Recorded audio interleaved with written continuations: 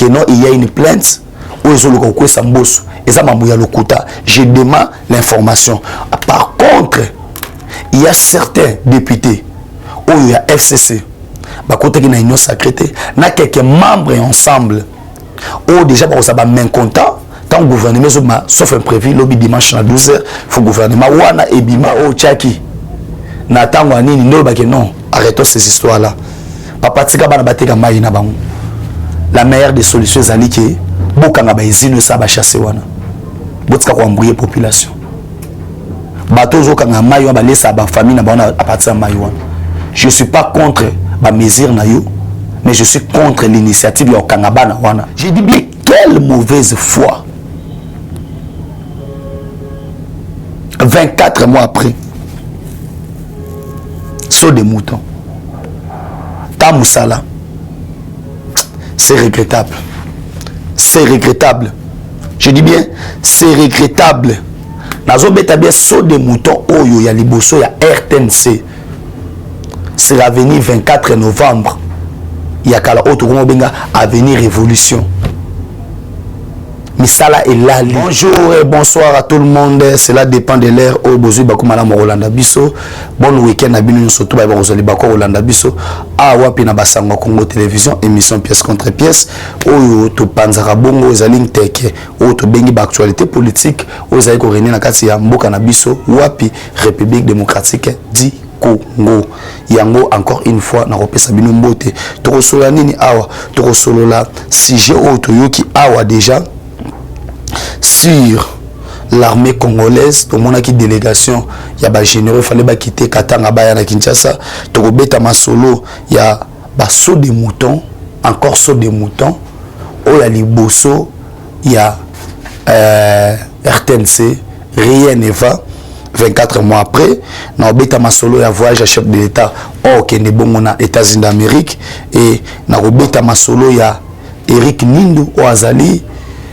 Porté pas au Azali au Babachiaki na communication ya chef de l'État ou remplacer qui Abraham Lokabouanga Babilo Nezo Bamasirié pétition contre bureau ya Mbosso de sango zandenge nini pourquoi pas tout beta makambo ya santé ou ya biso ba congolais place mambo beleza ovanda et to beta masolo ya auto bengi makambo belé yango encore une fois balanino surtout la remère de Kinshasa basangwa Congo ba bozola na biso na mokili mobimba bo leka na repartager ba émission et ko sa biso malamu encore une fois na kito solo là na moment na zo sabino il y a une pétition où ils en a kata ko signaler pour na ko sa bureau zo sabino pour na ko sa bureau ya Mbosso et l'autre zalénine sauf imprévu lobby dimanche gouvernement Fouibima Bokaki dernièrement FCC a autorisé la déclaration à lobby que non il a participé na gouvernement aux Alikoya. Ce n'est pas que FCC a participé mais ça par contre mokonza mboka na ba critère wa tchaki na ba critère au sengaki les membres non surtout oyo uta na FCC les transfuges il y a FCC na kati il y a union sacrée autolobby ba candidature na bango et remplir ba critères au basenga kité d'office bazali éliminé pour na ko ça soki ko éviter humiliation. C'est pourquoi ba sauter premier pour na roloba kenon bango ba ko participer na gouvernement il y a union sacrée. Or en réalité c'est pas ça. Maintenant qu'est-ce qui se passe en coulisses? En coulisses c'est le réseau les kesanine. Na kati majorité ba na kati ya ba oba yak auto zo ki na kati ya union sacrée. Et belé na kati sa ba tout le monde ba za ba traître. Et belé na kati na bango ba s'afficher déjà na ndingi moko mabe entre autres tout le monde Moïse Katumbi. Mais à l'autre temps tout le monde appelle Mbosso. Mbosso o la kutanina cardinal Ambongo ba confesseur religieux pour bazwa ndeko na ye ba tchaye na tête ya seni. À l'autre temps Kabila a repris déjà ba contact na Baati Lukwebo pour na ko convaincre ye et que ba ça semblant na kati ya union sacrée mais par contre ba luka oser l'intérêt na bango ba mettre crise en place crise wa des ali pour na nini pour tokende vers dialogue Pourquoi dialogue? Parce que ça chauffe de partout. Tout le monde a compris que avec la nouvelle vision, cette vision, il y a chef de l'État comme Kobunga. Makambo Vanda Kimia, d'où alors Bisika Wapi, il y a biso ça ba trouble les uns les autres et au monde en a été. Bisika to go côté là, to kanga somo na mobile et au lumate. Tous ces gens qui vous parlent des élections 2023, ils ne sont pas prêts pour les élections 2023. Seul parti azali prêt pour l'élection 2023, c'est nous les DPS. Auto kolo ba kenon na minute oyo. Tout ça là auto bengi élection peut to gagner yango. Ba auto tous au monde ba chama kelele wana, bazali prêt pour na élection té. Mais bazali prêt pour tout que na format dialogue. Yango moni ba initier document mozo circuler na presse que non Tony Mwaba azali député na biso IDPS qui a initié plainte non pétition pardon pour nous sa mbosso où ils allaient faux et archi faux que non il y a une plainte où ils ont le sa mbosso et ça m'a mouillé le quota. Je demande l'information.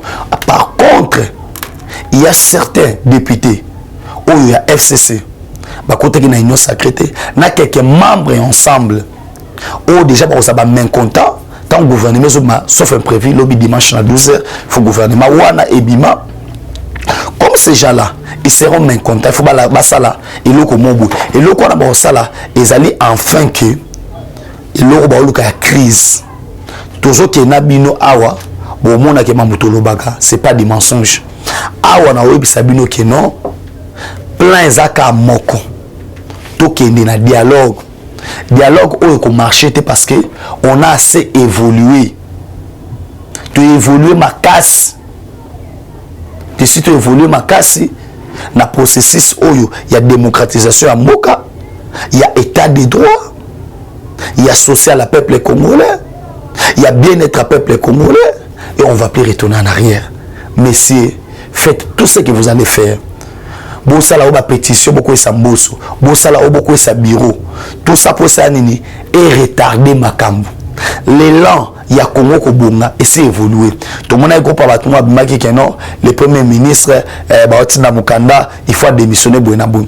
Bon mon a qui awa n'engue pas misser qui information fabriquée de toutes pièces. Que non premier ministre afin d'aller na fleuve Congo a foutu $8,000 par jour. Fausse information. Numéro 1, il y a Auto Bengi hôtel du fleuve à l'équipe à média à expliquer, à clarifier Auto Bengi conditions. Au bon on sait déjà tout. Moi si j'étais Katumbi, je n'allais pas aller l'union sacrée. Mais quand par contre, je devais aller avec Kabila dans l'opposition. Parce que l'opposition Bozoluka, ils allaient péter. Opposition Bozoluka, et ça un peu compliqué pour Boluka pour gagner. Et comment Boluka contre Mokonzamboka pour réussir. C'est pourquoi j'alerte déjà que non, pétition wana, Ezali, les Sanga, il y a battu, il y a FCC. Au bazoka ba troublé parce que tant que la pétition tant gouvernement Robima awa mamuto luka et fan d'abouena soyez en calme, soyez en rassurés messieurs. Avec Fachi nous allons bien gérer ces pays et que ces pays et qu'on allons bien gérer et ba calcul na bino makansi na bino wana surtout et ça la maille et qui bolonge le côté parce que Fachi béton bique rouge pour nous relaxer.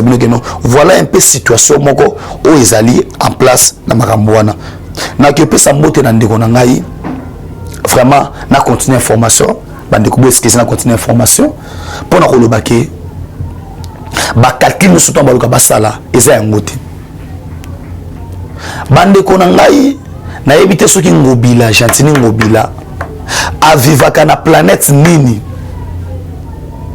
ozoluka au juste ni na ville à Kinshasa na moment bat bazonyo kwama ngobila a eu décision ya koloba ke non natanga décision na ye les vendeurs de l'eau en sachet sera désormais arrêté et conduit immédiatement au parquet. Mes frères et sœurs na habité ngobila soki oza na oyi bateli na ko qualifier na paso bat bazomona ba vivana moi mai wana o batekaka mais c'est ngobila c'est bien prendre cette initiative parce que ba chasser wana ils ont bébé sambo que tout consort. Mais est-ce qu'on doit arrêter bano ba oteka mai? La solution c'est que bokanga ba izini zo sa ba chasser.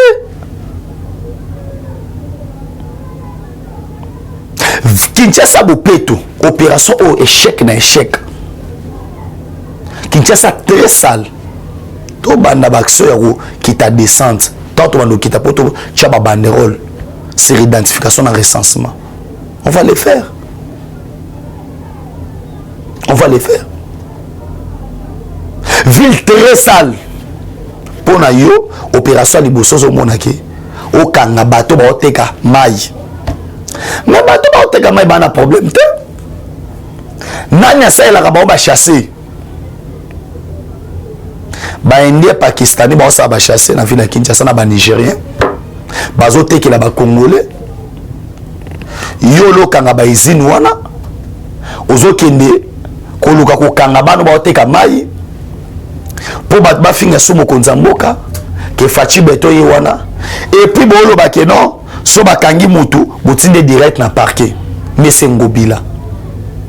Tous ces gens ici oyo Nakatia Otobe, est-ce que Ngobila au couple ça biso rapport il y a ba mbongo surtout zora na compte à DGRK la ville à Kinshasa? Est-ce que Ngobila tu peux nous faire les rapports? Il y a qui ne peut pas en ville à Kinshasa? Est-ce que Ngobila tu es fier tant que mananda kuna yo au Taliban zélande za mabu na ville à Kinshasa? Oza fier? Est-ce que Ngobila oza fier?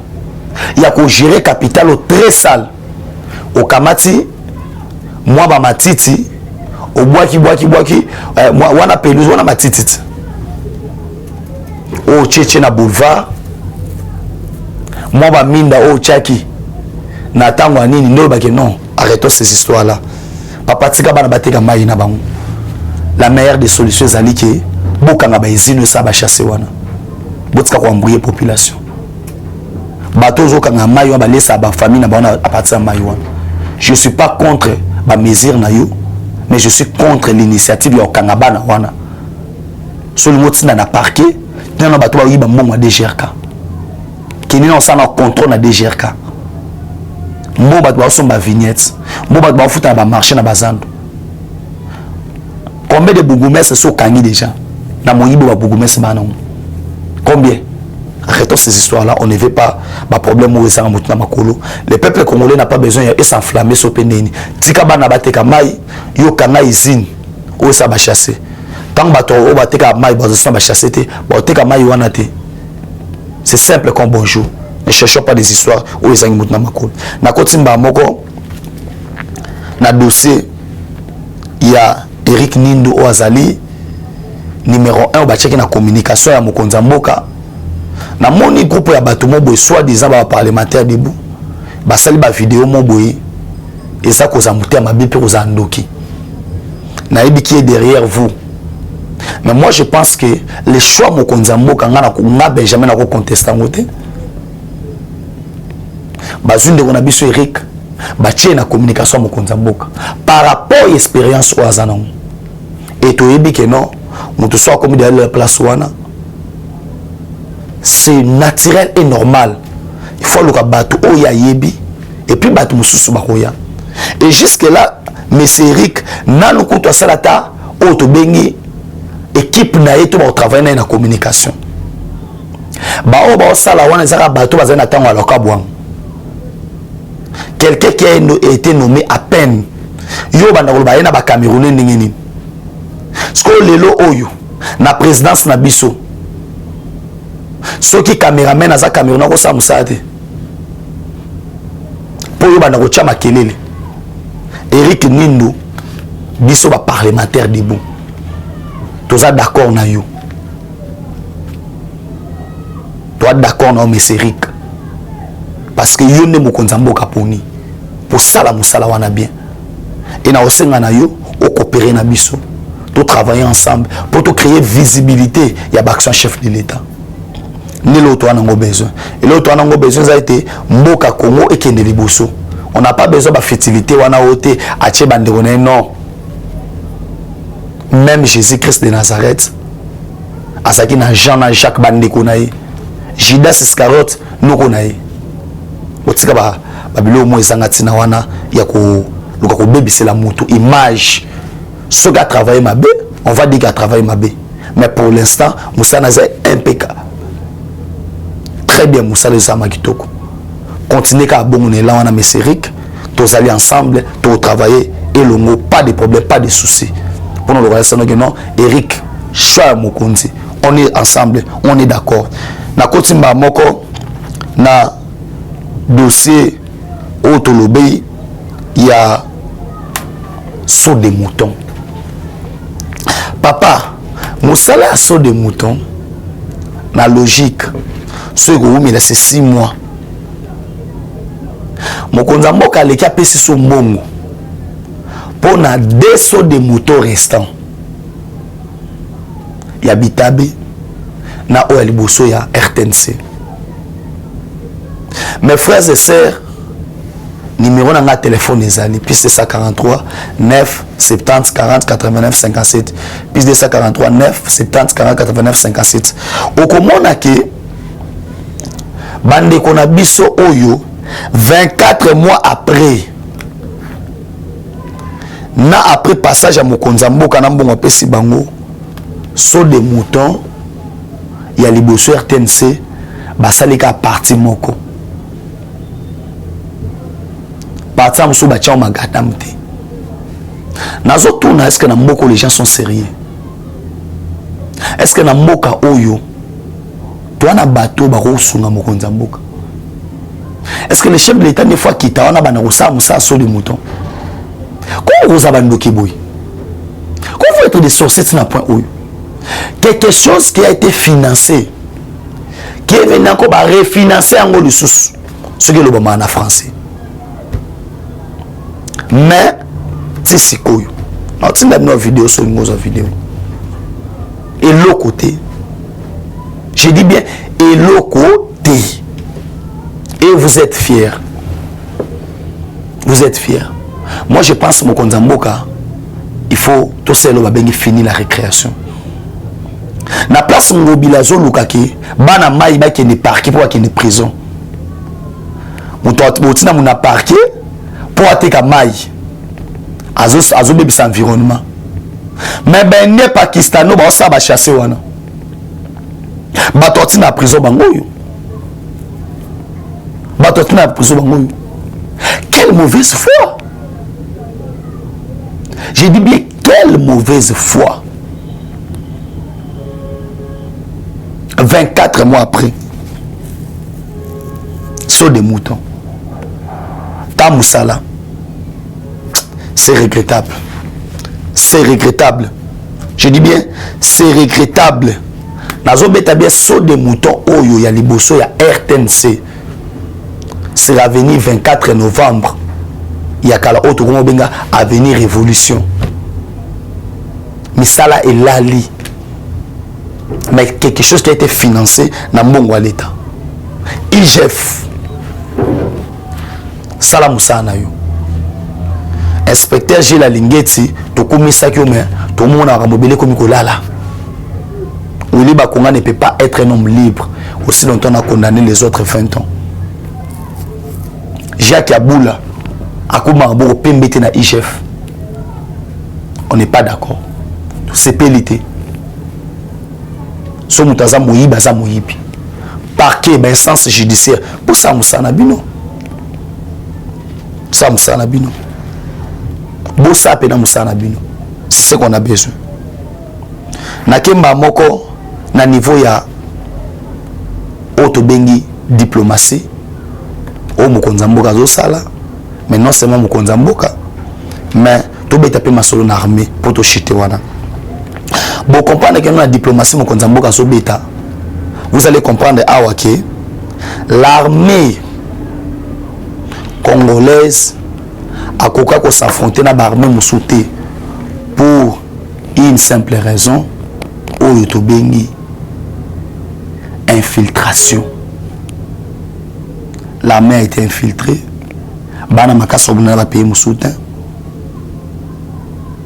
Une armée dont plus de 500 généraux. 500. C'est l'armée on a monde à 500 généraux il y a RDC. Et nous sommes pendant 2 ans, qu'est-ce que le chef de l'État faisait? Pendant 2 ans, il y a quelque chose qui a été autolobi bomba salaki. Basalaki ni. Au monde que Kabila, t'as fait du pouvoir. À Luka qui kotika la même mise na kati armée na biso. Le 31 décembre.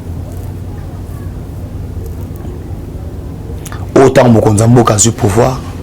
Kabila Kamata Damas apesa basoda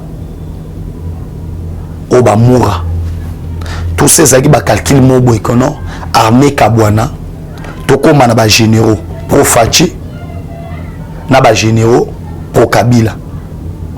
C'était ça objectif naé.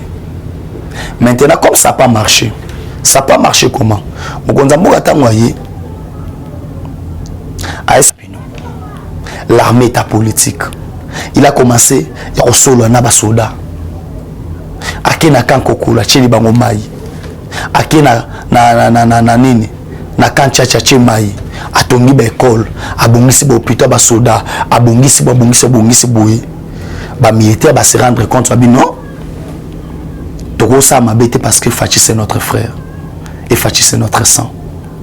A face à Makambouana, bande bakuma qui incapable. Il y a des discours ni bakoko tenir devant basoda pour basoda ba se révolter contre Mokonza Mboka. Kende tu ko mona bato ki ma wende vers Katanga. Na objectif moko ya ba kuti 80 officiers na ville à Lubumbashi sans fonction. Ba officier ba saka na ville à Lubumbashi. Baza de commun accord na mutoto bando benga John Numbi. O baba na préparer ma bé, mais non seulement ko préparer ma bé, ba généraux zo kana kata katanga ba on baza na ba carré minier, ba ozo minerai sous influence to ba kundi. Ba osala l'autre bengi tirage bato ba yebi na Lubumbashi na Kasumbale sa ba frontière ba yebi. Tirage ezanine mitukete mi la frontière mutu mo aza influence général alobi mituka asa déclaration que mituka to ezangai iko futa douane te mbongo fali ba poussa douane wana ba pesi soda wana ndo moni bango na ba domaine minier bazali ba otonga ba immeuble ba osala boy ale Mokonza Mboka beti siffler alobi fini la récréation kokoma akomi na Kinshasa la plupart ba généraux wana batangela en classe T. Bamusu balungwana ba biak ozali directeur à biak akomi ba mort général ba misusu kutu azara cordonnier a se retrouver ba mort général atangi na classe T ne ba bino boye 80 ba musu ba za mabe ba tia ba na maboko 38 o ba tia ba na maboko baluka ba identifier ba malamu. Voilà situation oyo tozaki na Congo. Avec ça, les gens disaient Kanga Kabila na Tongo, Kanga Kabila na pourquoi? C'est Kabila qui dirige. Or, Babo c'est que pendant 2 ans, le chef de l'État a fait ya sa musala, facha croiser babote. Tout le temps nos réalisations sali ah oui belé, je vais plus reprendre ça. Mais facha sali ya mingi na 2 ans oyo. Il fallait qu'on déboulonne le système. Or pour nous déboulonner le système, Oezaki ethnico-tribal. Oe se caractérise qui na ministère de décentralisation. Bita bangoze ko kabula ba Congolais. Ko kata pesi ba province pour Congo kabwana. Mais Mokonza Mboka akuta na biloko wana soto. Akuta na bitumba ba bunza na kata cabinet et pas Vital Kamerhe. Mais il a su surmonter ça. Coup de chapeau na Mokonza Mboka. Et aujourd'hui ça paye. Bagangi pas fridolé à mbongo élection boina boy.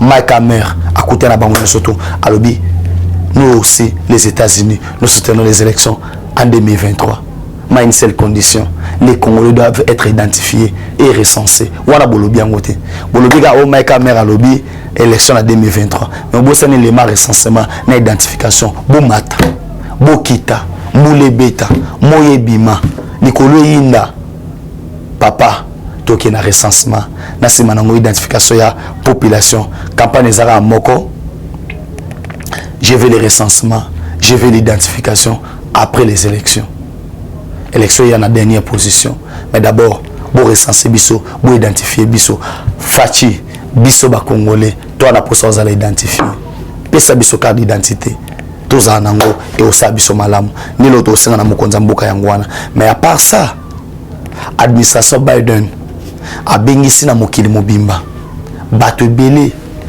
pour basola ser économie ser relance au monde ba bengisi mokonza mboka ba koyamba ye na double casquette na ye un état qui est président Union africaine D2 état qui est président ya République démocratique du Congo. Pourquoi des casquettes na Union africaine des ba décision ba kozwama parce que vous allez tous les grandes puissances tous les bateaux sont influents dans le monde il y a 5 comptes bando kutana ba solo là yango ka ba bengisa président de la République na sommet à G8 azala comme état invité pour baser la décision menée dans le monde a yozolo tamamba ba élection kuna biso to travailler États-Unis appellent ça moto mandaté États-Unis appellent ça moto mission fachi les alliés loté ne aussi là zano calme tika makile belé ici on doit travailler Kabila message ça biso la photo na Congo il y a train makecha en Tanzanie biso tika la ka yolé là to kufeli ka photo ya on a esibino ke non na moment oyo mokonza mboka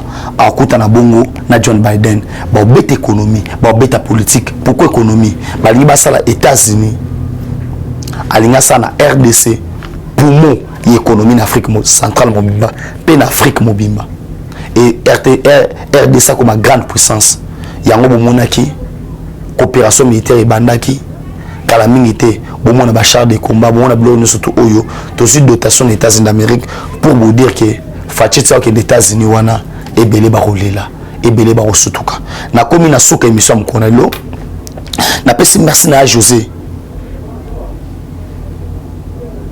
Il y a José Kitenge pire vient en aïe il y a Lemba vient en Lemba Tongo hein il y a José Bambote na rebelle motema ya mama Mila de Londres hein maman Mila de Londres vraiment Bambote na rebelle il y a José Bambote na yangoana mbote na président Chikito Mushashino il y a Roger le combattant pourquoi pas na pesa mbote na maman na Brigitte Kaja et pourquoi pas na pesa ya ni motema papa Ben bana lemba tongo mbote na bino yangwana salutation spéciale na bino no surtout mbote na yo Jefi Lomele ba mbote na ebele pourquoi pas na pesa papa Christin Chibambe ba mbote belé pourquoi pas na pesa les profs de Komolema ba mbote belé et pourquoi pas na pesa mbote na auto bengi Etienne Kabongo déboulonnage Gisson Lutete fumu ya Italie pourquoi pas na pesa mbote na papa Alain mon frère Alain Moulamba en direct ya Maroc motema ya mama Mireille était bambote no ebele pourquoi pas na pesa mbote na Gisson Lutete fumu ya Italie et mon pote de tous les temps Jimmy Congo bambote no ebele yangwana et ba auto ba soutenir biso dès l'heure ou bien de près numéro ya téléphone yangwana pourquoi pas na bosana Sarambouyi en direct Sarambouyi bambote na ebele et pourquoi pas maman José Tomba et pourquoi pas maman Lumière Tomba numéro de téléphone Ezali puis c'est ça 43 9 70 40 89 57 puis c'est ça 43 9 70 40 89 57 na aussi ces émissions dans le bakeno na pesi merci na muto azaki na caméra ndeko na biso ransi azaki na sima caméra yé moko caméraman yé moko monteur bambote belé merci beaucoup. Eshima, votre magazine qui bat au rythme de l'actualité. Une réponse à vos besoins en information, un éclairage dans divers domaines. Impartial, documenté, instructif. Eshima au cœur de l'info. Retrouvez la nouvelle édition. Exclusivité. Estache Mouandi, ministre d'État, ministre des Ressources hydrauliques, relève le défi de la libéralisation du secteur de l'électricité. Des actions concrètes. Cap sur la libéralisation de l'électricité. Installation des mandataires ARE et Anser. Fonds Mwinda qui permettra de fournir de l'énergie électrique propre à 15 millions des Congolais. Signature contrat B-Box. Plusieurs protocoles d'accord signés dans le cadre de la mise en application de la loi sur l'électricité. les avancées enregistrées dans les secteurs des ressources hydrauliques et électricité grâce à la vision du ministre d'État Eustache Mouandi représentent un acquis indispensable qui balise le chemin vers l'effectivité de l'amélioration du taux de desserte en eau potable et en électricité. Focus. Payer l'impôt est un devoir civique. Le directeur général de la DGI, Barnabé Mwakadi, sensibilise les assujettis. Dossier Eshima, les épidémies les plus dévastatrices de l'histoire. Nation, le ministre d'État Ribens Mikindo met en valeur les blocs pétroliers et gaziers de la RDC afin de transformer les potentialités en hydrocarbures en véritable richesse. Élection 2023, le compte à rebours de la Senco. À lire également les portraits de Kelly Kunte, journaliste chevronné. Économie, budget 2021, moins ambitieux, plus réaliste. Culture, les tabous de l'inceste. Retrouvez l'intégralité du magazine Eshima dans les kiosques. Eshima Magazine, un nouveau standard d'information.